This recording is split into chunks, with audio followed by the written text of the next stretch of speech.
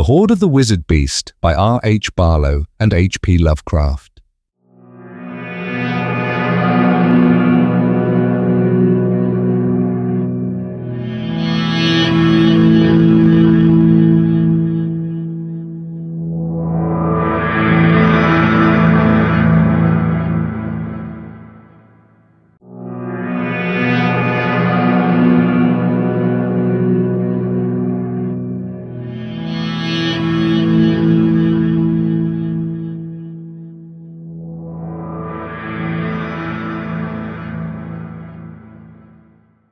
There had happened in the teeming and many-towered city of Zeth one of those incidents which are prone to take place in all capitals of all worlds.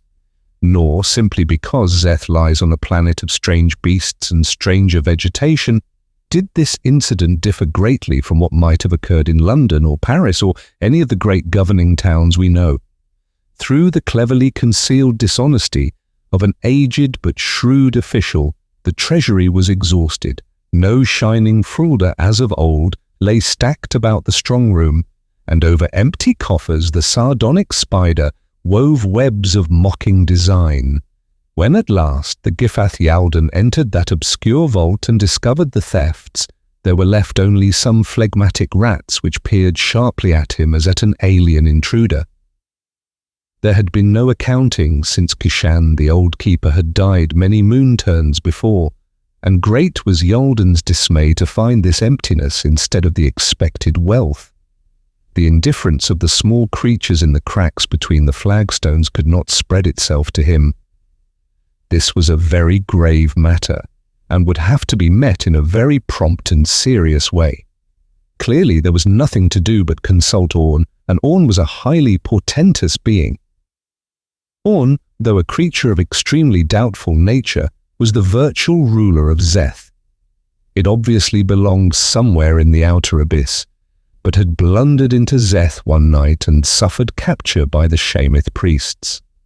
The coincidence of its excessively bizarre aspect and its innate gift of mimicry had impressed the sacred brothers as offering vast possibilities, hence in the end they had set it up as a god and an oracle, organizing a new brotherhood to serve it, and incidentally to suggest the edicts it should utter and the replies it should give. Like the Delphi and Dodona of a later world, Oorn grew famous as a giver of judgments and solver of riddles. Nor did its essence differ from them, save that it lay infinitely earlier in time and upon an elder world where all things might happen. And now Yalden, being not above the credulousness of his day and planet, had set out for the close-guarded and richly fitted hall, wherein Oorn brooded and mimicked the promptings of the priests. When Yalden came within sight of the hall with its tower of blue tile, he became properly religious and entered the building acceptably, in a humble manner which greatly impeded progress. According to custom, the guardians of the deity acknowledged his obeisance and pecuniary offering and retired behind heavy curtains to ignite the thuribles. After everything was in readiness, Yalden murmured a conventional prayer and bowed low before a curious empty dais studded with exotic jewels. For a moment, as the ritual prescribed, he stayed in this abased position, and when he arose the dais was no longer empty. Unconcernedly munching something the priests had given, it was a large pudgy creature very hard to describe and covered with short grey fur. Whence it had come in so brief a time only the priests might tell, but the suppliant knew that it was Oorn. Hesitantly Yalden stated his unfortunate mission and asked advice, weaving into his discourse the type of flattery which seemed to him most discreet. Then with anxiety he awaited the oracle's response. Having tidily finished its food, Oorn raised 3 small reddish eyes to Yalden and uttered certain words in a tone of vast decisiveness. Gumai fotuol lehe teg. After this it vanished suddenly in a cloud of pink smoke which seemed to issue from behind the curtain where the acolytes were. The acolytes then came forth from their hiding place and spoke to Yalden, saying, "Since you have pleased the deity with your concise statement of a very deplorable state of affairs, we are honored by interpreting its directions. The aphorism you heard signifies no less than the equally mystic phrase, 'Go thou unto thy destination,' or, more properly speaking, you are to slay the monster wizard Anathas and replenish the treasury with its fabled hoard." With this, Yalden was dismissed from the temple. It may not be said in veracity that he was fearless, for in truth he was openly afraid of the monster Anathas, as were all the inhabitants of Ulathia and the surrounding land. Even those who doubted its actuality would not have chosen to reside in the immediate neighborhood of the Cave of Three Winds, wherein it was said to dwell. But the prospect was not without romantic appeal, and Yalden was young and consequently unwise. He knew, among other things, that there was always the hope of rescuing some feminine victim of the monster's famed and surprising erotic taste. Of the true aspect of Anathas, none could be certain. Tales of a widely opposite nature being commonly circulated, many vowed it had been seen from afar in the form of a giant black shadow peculiarly repugnant to human taste, while others alleged it was a mound of gelatinous substance that oozed hatefully in the manner of putrescent flesh. Still others claimed they had seen it as a monstrous insect with astonishing supernumerary appurtenances. But in one thing all coincided, namely, that it was advisable to have as little traffic as possible with Anathas. With due supplications to his gods and to their messenger Oorn, Yalden set out for the Cave of Three Winds. In his bosom were mixed an ingrained patriotic sense of duty and a thrill of adventurous expectancy regarding the unknown mysteries he faced. He had not neglected such preparations as a sensible man might make, and a wizard of old repute had furnished him with certain singular accessories. He had, for example, a charm which prevented his thirsting or hungering and wholly did away with his need for provisions. There was likewise a glistening cape to counteract the evil emanations of a mineral that lay scattered over the rocky ground along his course. Other warnings and safeguards dealt with certain gaudy land crustaceans and with the deathly sweet mists which arise at certain points until dispersed by heliotropism. Thus shielded, Yalden fared without incident until he came to the place of the white worm. Here, of necessity, he delayed to make preparations for finding the rest of his way. With patient diligence, he captured the small, colourless maggot and surrounded it with a curious mark made with green paint.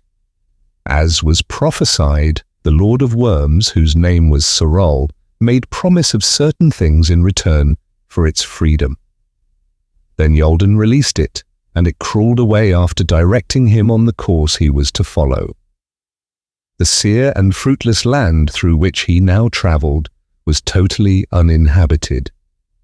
Not even the hardier of the beasts were to be seen beyond the edge of that final plateau which separated him from his goal.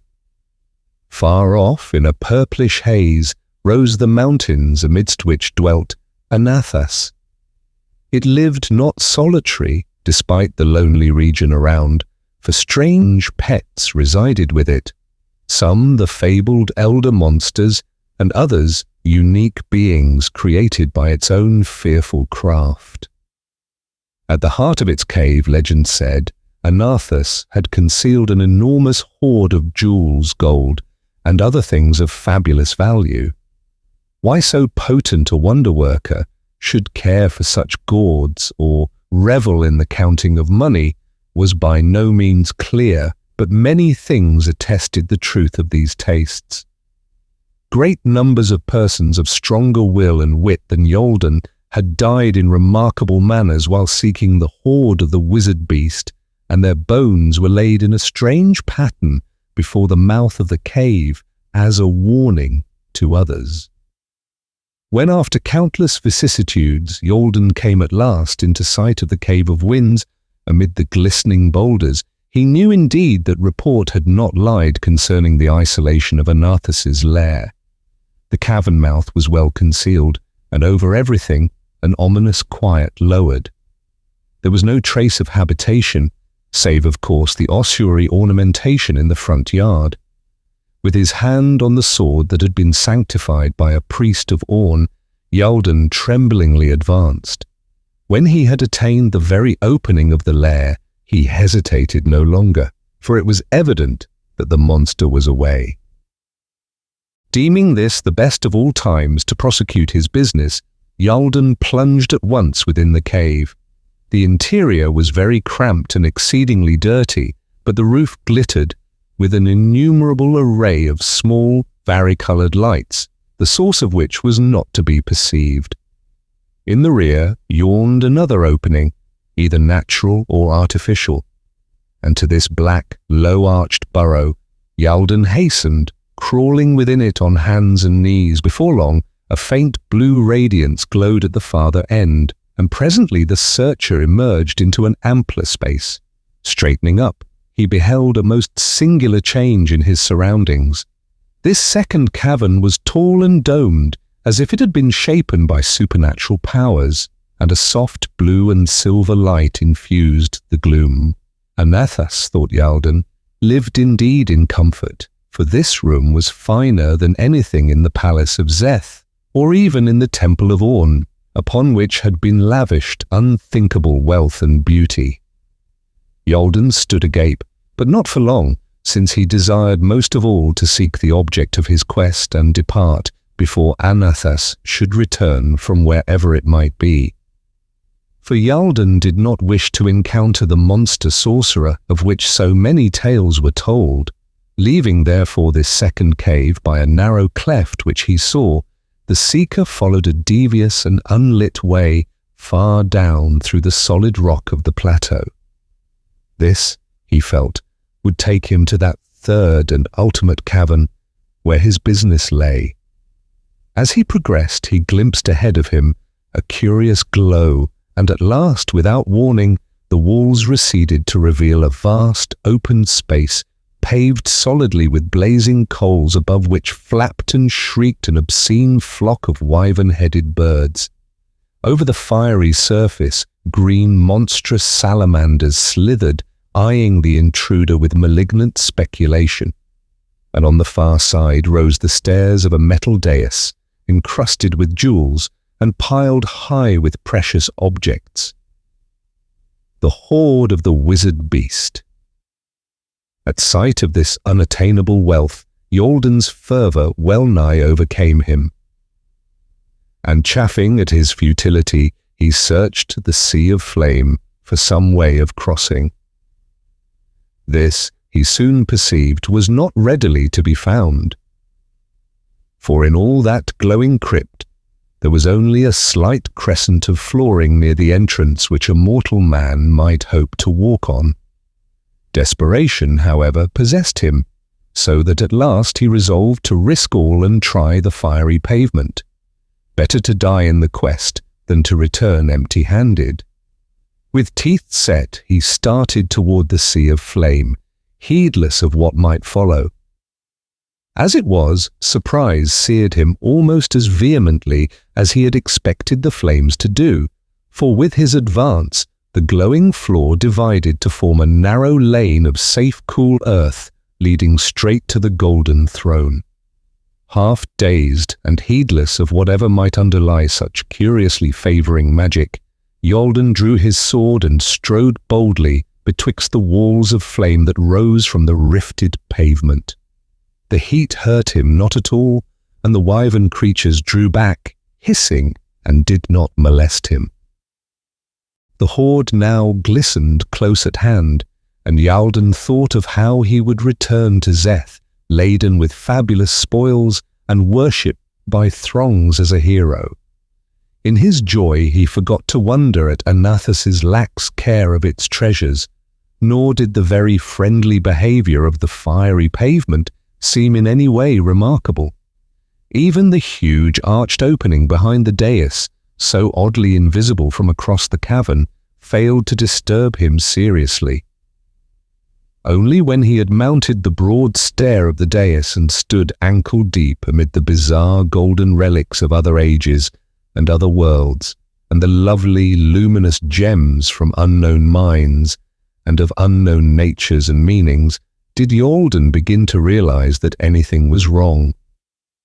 But now he perceived that the miraculous passage through the flaming floor was closing again, leaving him marooned on the dais with the glittering treasure he had sought.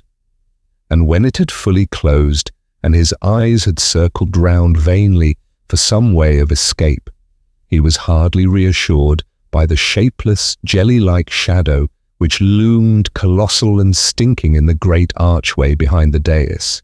He was not permitted to faint, but was forced to observe that this shadow was infinitely more hideous than anything hinted in any popular legend, and that its 7 iridescent eyes were regarding him with placid amusement. Then Anathas the wizard beast rolled fully out of the archway, mighty in necromantic horror, and jested with the small, frightened conqueror, before allowing that horde of slavering and peculiarly hungry green salamanders to complete their slow, anticipatory ascent of the dais.